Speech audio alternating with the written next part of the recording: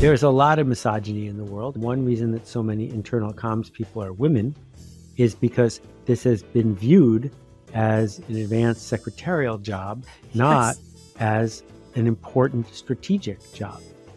That can change, and at many institutions it has, but it will not change unless you, the person who has the job, acknowledges your agency and decides to lean into something that feels risky, but is actually the safest thing you can do. The reason it's the safest thing you can do is because right now on my desk, I have an AI that can do mediocre corporate comms for free, instantly. Yeah. So if all you're going to do is be an order taker, I don't need you. I got one right here for free.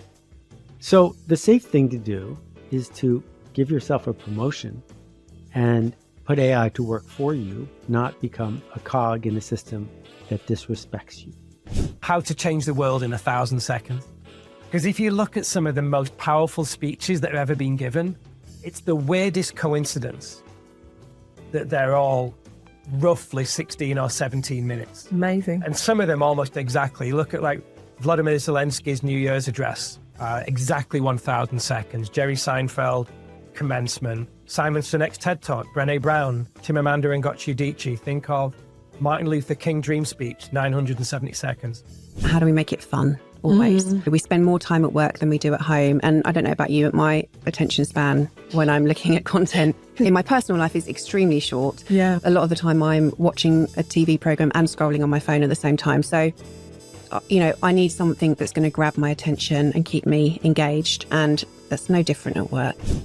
What I would say is maybe it's about small steps. Maybe it's about a small win now and proving that that works and trying it again. Yes. I think that a more old school way of thinking about comms is developed kind of from before the social media world, where everyone, and I mean everyone, is on social media in one way, shape or form. Yes. So that is the environment you're in. That is what you're competing with. It's not about faxing memos around. It's not about bulletin boards in the kitchens. It's not about that kind of thing anymore. We have dispelled this myth, this assumption that our people are not interested in the strategy.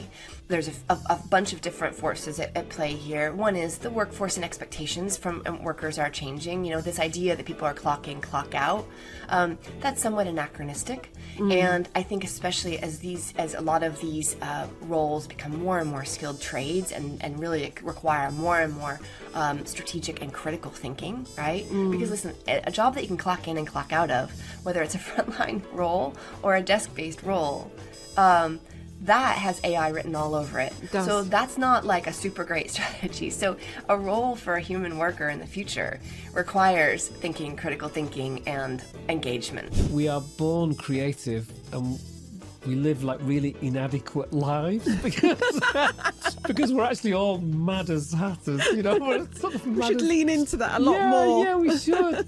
But we convince ourselves, we are told that we're not creative, and it's just, you know, I feel, it makes me, narcs me after. Where was I? I was at some big events, big creative events, and if I heard one business leader saying, well, yeah, I'm not a creative as yourself, but I was like, wait a minute, I'm supposed to be in this vanguard of creative business leaders. What's the biggest misconception about internal communication, or if you want to, communication more generally, that you would love to erase once and for all? We are not the send to all function. It's much more nuanced than that. And boy, if that is how you are treating your communications function internally or externally, I mean, you are really missing out. Yes. So. Everyone is not a target audience. No. Yep.